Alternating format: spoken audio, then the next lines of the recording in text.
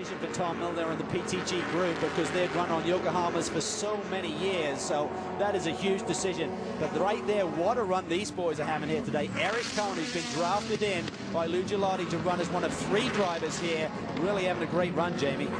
That's right, the Gigliotti-led LG Motorsports team, those guys have done a lot of development work in between Long Beach. They've taken a significant amount of weight off the car. It's the first time that those restrictors are running at the proper weight on the car.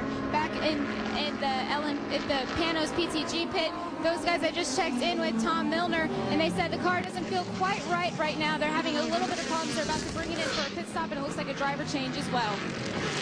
All right, well, we're coming up on that 2 hours to go, and once we get past and into that 1 hour 59 anything, driver changes are on. That's right. No driver can do more than 2 hours. Meanwhile, checking what's going on in the GT2 category, there is a look at the 28 of Eric Kern, but you will notice here we've got 3 cars in a battle for position very close. The Panos of Milner, the black and red car, there is the number 28 Bet of Eric Kern, and right behind them is the 87 of Mark Bassing, and those cars are all going at it for position right now. That is the battle for third.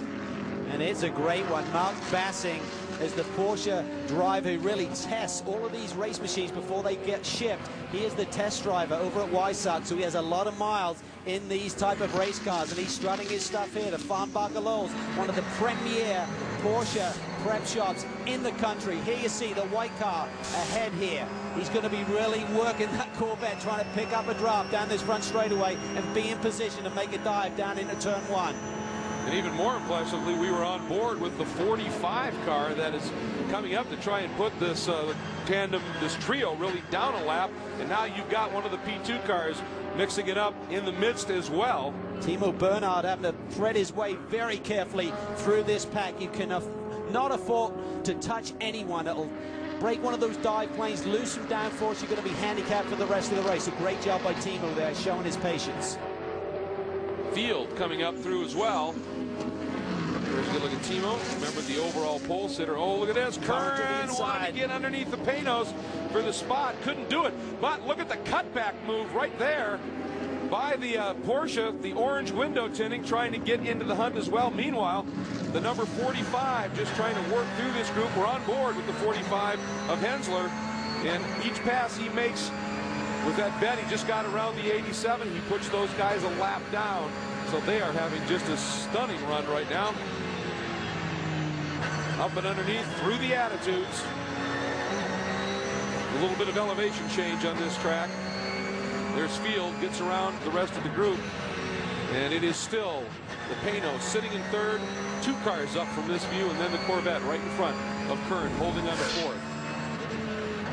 We understand from race control that the number 8 car, Ben Devlin, was getting a warning, feeling they had crossed the line there literally in a little bit, has run them down, and this is the battle for the 18th overall, but 5th in class spot, and of course right in front of them is Kern in the Corvette, so make it the battle for 4th. It is, and really the best that he can hope for today is a 2nd place finish, because I think what happened with the 5 cars leading, they have extra fueling over some of their competitors as well. So Mika Salo starting from pit lane, just trying to turn the tide here with the Risi squad.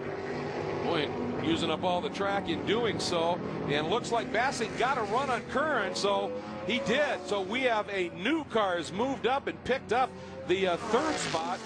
Salo's going to try and go with him, and that Porsche behind them both with the orange stripe is Salo down underneath. He's done it as well, and has moved around Eric Kern, but that Porsche I was talking about, that was that big plume of dirt. Apparently Kern running just a little wide, feeling the heat, Cal.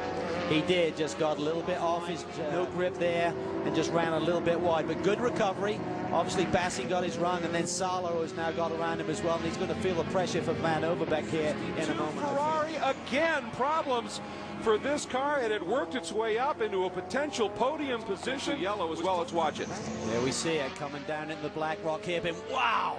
Got some air there as he clouded the LG Corvette. Didn't look like the Corvette moved his line, so I'm not sure what was going on there with Mello behind the wheel. There we see him looking to the inside. Just looked like he misjudged it. It sure does.